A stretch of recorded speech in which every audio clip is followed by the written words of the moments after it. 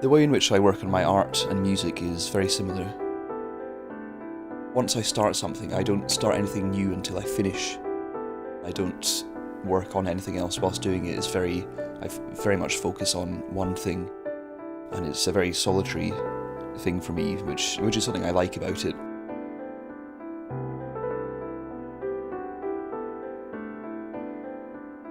When I was about 2, we moved to Loch Lomond, where I spent the majority of my childhood and teenage years.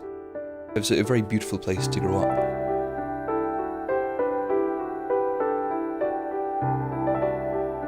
I was really into Polish poster art. There's something quite grimy about it and very surreal. I've been reading a lot of Kafka, and I was listening to a lot of Polish classical music, like Penderecki, and so I was just kind of in that world already, and then I came across the art. It's taking kind of normal everyday things, putting things in places that you wouldn't expect to see them.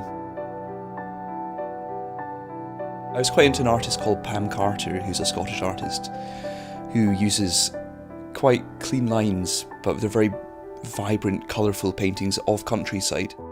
That really got me interested in wanting to paint like that as well.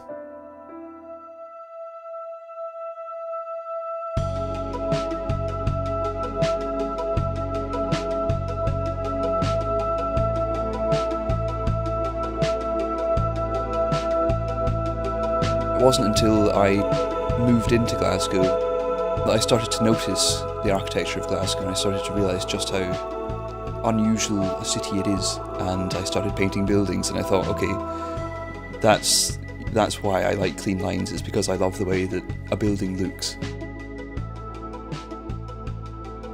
My artwork is very influenced by the environment around me.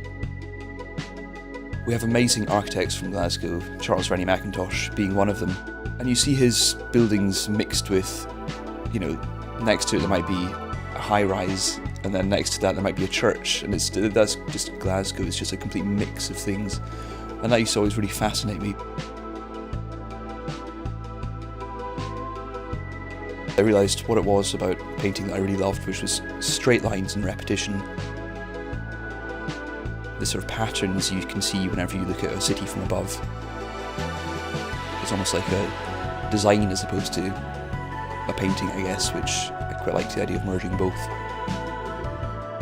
The architect's artwork is very repetitive and very intricate, which really reflects what I was doing with the music. There's lots and lots of layers in the music, and there's lots of tiny little things going on. So they kind of merge together well. It usually begins with finding a place that means a lot to me. So, say the album artwork is a place in Glasgow called Byres Road, which is somewhere that I know very well, and it was somewhere I was spending a lot of time whilst making the record.